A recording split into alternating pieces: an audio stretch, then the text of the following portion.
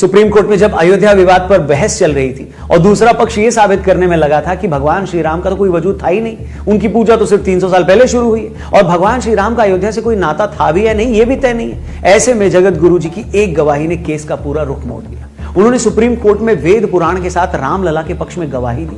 उन्होंने ऋग्वेद की जैमिनीय संहिता से उदाहरण देकर यह बताया कि सरयू नदी से भगवान राम के जन्मस्थल की दिशा और दूरी क्या थी। इसके बाद कोर्ट के आदेश के बाद जैमिनीय संहिता मंगवाई गई, जिसमें जगत गुरु रामभद्राचार्य जी द्वारा बताए गए अध्यायों को खोलकर जब देखा गया तो उनका दिया ब्यौरा एकदम सही था। यहां तक कि जहां जन्मभूमि बताई गई है वहीं पर विवादित ढांचा मिला। जगत गुरु की इस एक गवाही ने पूरे फैसले का रुख मोड़ दिया। यहां तक कि एक जज ने तो यह तक कह दिया, उन्हें कहना पड़ा कि आज मैंने भारतीय प्रज्ञा का चमत्कार देखा है। जो आदमी आंखों से देख नहीं सकता वो वेदों और शास्त्रों के विशाल वाक्यांश से एग्जाम्पल पेश कर रहा है।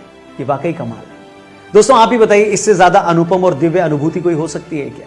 एक ऐसा शख्स जो अपने जन्म के साथ ही अपनी आंखों की रोशनी खो देता है, जो न पढ़ सकता है न लिख सकता है, वो हजारों सालों पहले लिखे वेद पुराणों के ब्यौरों का इतनी सटीकता से वर्णन करता है कि देश की सबसे बड़ी अदालत को भी उसकी गवाही के सामने नतमस्तक होना पड़ता है। उनकी एक इस गवाही ने विरोधी पक्ष के उस झूठ की बखिया उधेड़ दी जो ये साबित करने पर तुले थे कि भगवान श्री राम का कोई वजूद है ही नहीं और उनकी पूजा तो बस कुछ ही 100 साल पहले शुरू हुई। आपको बता दें, जगत गुरु जी वर्तमान में चित्रकूट में रहते हैं। उनका वास्तविक नाम गिरधर मिश्रा है। वो रामानंद संप्रदाय के 4 जगत गुरु रामानंदाचार्यों में से एक है।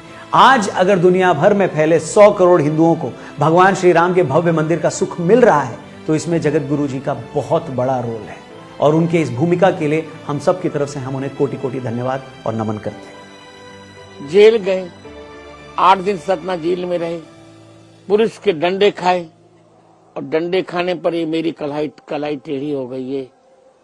माने मेरी शारीरिक क्षमता को भी पुलिस ने नहीं बख्शा